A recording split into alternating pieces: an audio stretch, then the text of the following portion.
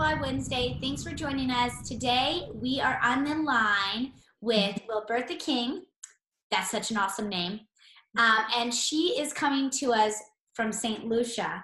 And this beautiful, I hope I don't butcher the name, Monnier Gros Islet. Did I get it right? Close.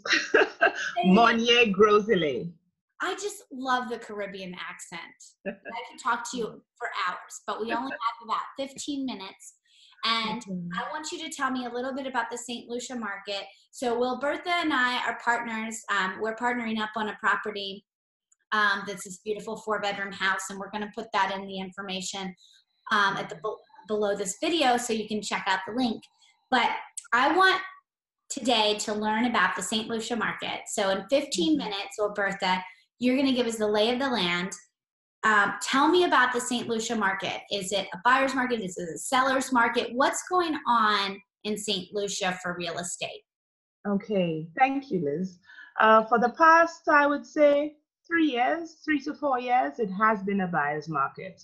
It was predicted to be a seller's market by now, but because of the economy, locally and internationally, because the majority of our buyers come from the UK. And as you know, yes, as you know, the UK has been, well, like everywhere else, suffering in the economy. So the buyers now who are interested have less spending power. And perhaps this has attracted them to St. Lucia because our properties, not all, but a fair amount of them you can get at a decent price. Decent price. What's a decent price? Yeah. I what would can I get in St. Lucia? Give me like if I were just wanting to buy like a condo versus buying a house, what are my price ranges? And you don't have to convert to US dollars. So if you just want to use the St. It's easier in US actually. Because we, as realtors in St. Lucia, we usually use the US dollar and the EC dollar as our advertising tool, because the US dollar is fairly stagnant and does not go up and down, as you know. So generally condos, a decent condo, not high end, not low end, I would put at about 400,000 US. Okay. And is that a 1-bedroom condo? No, that's about a 2-bedroom condo. Okay, so that's like, and what can you do with that condo? Can you do an Airbnb or a VRBO? Like, what are the rules if I wanted to have a second home in St. Lucia? Okay, well, basically, those who invest in condos, usually it's for short-term rentals, like Airbnb, as you mentioned. It's quite easy, both for locals and for individuals from abroad, to purchase a property and a condo or even a villa and put it on Airbnb. There are no laws, no regulations. You just fill out what's required by Airbnb to put your property on. And it's quite successful. Land in St. Lucia, right? If you're non-national, right? If you're a foreigner, you can actually own land.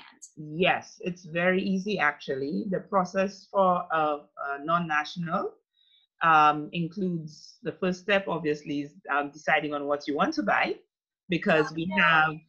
Oh, so I never finished so the condo, 2-bedroom, 400,000. What about, like, can I get something on the beach? Like yes. Well, more a condo. In St. Lucia, we have beautiful beaches, but we don't have too many houses on the beach. What you will find is beautiful houses overlooking the beach. So you may have to walk maybe. Yes, right. So like Dr. Long's property. Yeah. No, well, yes, like Dr. Long's property, but that's with a scenic view. That's Dr. Long's property. But there are those where if you want to almost touch the ocean, you can be really close and not actually walk to it, right? I can just expand just a little. We have what is called a Queen's Chain, which is about 80 feet from the shore.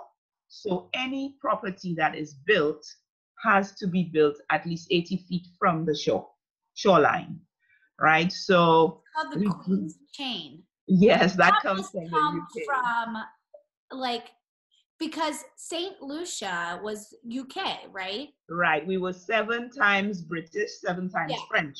Yes. Okay. So we have a lot of traditional English and French cultural aspects to us. Under the French part, English is our predominant language. However, we do have a dialect called Creole or Patois, which we get, Relation. yes, which we get Yeah. from the French. So most St. Lucians speak the dialect. Don't ask me to speak it, but it gives us some character. So going back to the condo, I was saying that yes, you can get one on the beach quite easily, and nice beaches, as I said, white sand beaches, with lovely views as well. It depends on what your pocket can afford, naturally. Yeah. So, what are the ranges? If I want a house, maybe say a 3-bedroom house that I come to 3 months out of the year and then I rent it on Airbnb or VRBO, Right. and I'm 80 feet, a queen's chain from the shoreline. Right. What is a 3-bedroom house that has, it's, what does that go if I'm Well, if more we're than looking, for a 2-bedroom condo? it would be a little more. It would be a little more in price. I would say about 500,000 US. Yeah, well, that's not that bad. And you're not Yeah. paying condo fees. No, you're not. You wouldn't pay condo fees. And regarding the Queen's Chain portion of it now, it's yours in that you can rent it for 90 years. You're allowed to put structures that are not or that are removable. So you can fence it and everything and use it, but just not build on it. So you can almost be right next to the Existing sea. structure. So Yeah. what's the new construction market like in St. Lucia? I mean, because it's tough in the islands, right, to get all the Yes. materials. Well, no, actually, it's not so tough. It depends on what you want to build, but we have some really nice modern houses. I mean, a lot of importing happens. I mean, sometimes, but the problem, I wouldn't say we have an issue with construction materials. I think if somebody wants to invest in land and build a dream home, it's very possible. Very, very What were possible. you saying about you can rent it? So if it's the existing structure, you can't add to it? You can add to your structure once it's on your land. I'm talking about the Queen's Change section. So imagine you purchase. We gotta keep from the beaches. But that's good though, because you guys have the hurricanes. Does that Right. help, like, the infrastructure of the country? Because you just had Irma come through. Right. But actually, St. Lucia is often called blessed. And I will knock wood when I say that because a lot of the #blessed. weather systems that come through, unfortunately, which is part of the being in the Caribbean, seem to pass above or below us. Yeah. We have been very fortunate, very, very fortunate. And Irma actually didn't do anything to us, just a little wind. Yeah. We didn't have any damage to talk about. So Yeah.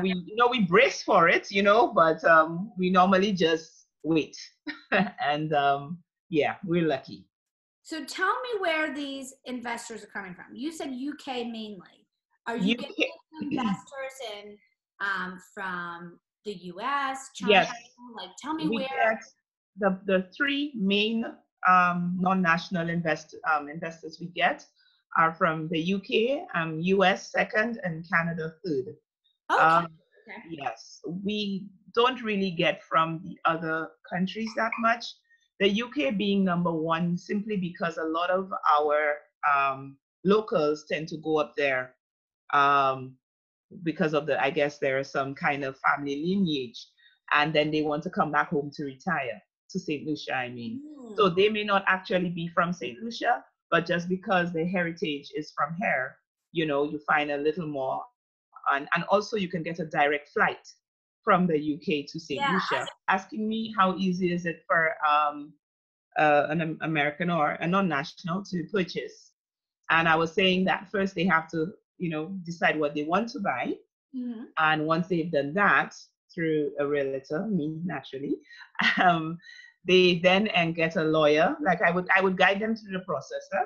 they get a lawyer who has to apply for an alien landholder's Processor? license. An Yes, alien land holding. landholding license. Yes, this is the first step, and it involves getting their documents other than identification, fingerprints, some legal documents from the U.S.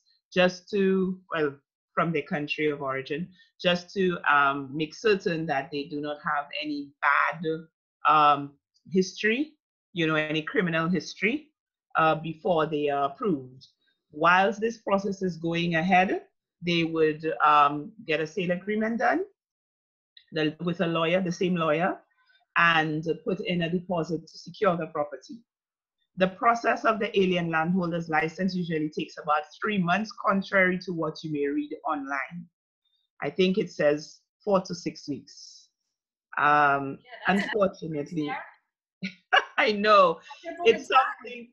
It's something they want to I'm change. going to go and visit, and then when I visit there, I put in the application. I meet with an attorney, and Yes. I put in an application for an alien land holding license. I wait 3 months. Now I can go purchase property. Then I go back again and visit. Sorry, you said it a bit wrong. You have to first identify the property because the alien landholder's license what's is the for average a specific closing day then? If you have 3 months to get the alien land holding, it must be quicker with condos then. Well, okay. When you decide what you want, you apply for the alien landholder's license. It's about 99% for sure going to be approved once you have no criminal background. If you have a criminal background, then it's if. But let's just say you have a clean past. Clean. It's no background over here. Yes, you don't have a problem. Now, usually, whilst it's being applied for, the rest of the sale process continues. The sale agreement usually has a clause in it that, it's usually for 90 days, and it has a clause that indicates that if the alien landholder's license has not been approved as yet, then there's an extension is permitted. So usually it can take about 4 months, the entire process, getting the land, getting the condo, whatever it is, and the alien landholder's license. There is only one way to avoid this, is by buying through an IBC. I don't know if you want to go all there. IBC is International Business Company. Okay. Yes, if you go through an IBC, you don't have to get an alien landholder's license, because what you would be doing is you would be buying a company, a local company in St. Lucia that owns the property, and so therefore you'd be buying shares. Okay, so how often do opportunities like that exist? Actually, most foreign buyers buy through IBC. Prior to this year, buying through IBC had a lot of advantages apart from the alien landholder's license. There was no tax to be paid because you were buying shares. And so the costs and in selling, because if you as a non-national purchase property and maybe after, let's say, 5-10 years, you decide, you know what, I want to sell, you through an IBC, you had no tax either. But now you are treated as a local. So there is tax to buy and tax to sell. Okay, so the cheapest way to do it is just buy shares in a company then. Right. So the cheapest way to do it is, like, as you say, a condo. More than likely, the condo would be owned by a local company. Yeah. So you buy that company. Airbnb it out through the company. That's where you pay taxes, and you would avoid, I'm guessing it would be transfer tax that you would be avoiding. Yes, transfer tax. And also with the IBCs, you have to declare your earnings, but it is not taxed by Inland Revenue. So earnings, that is for those who invest.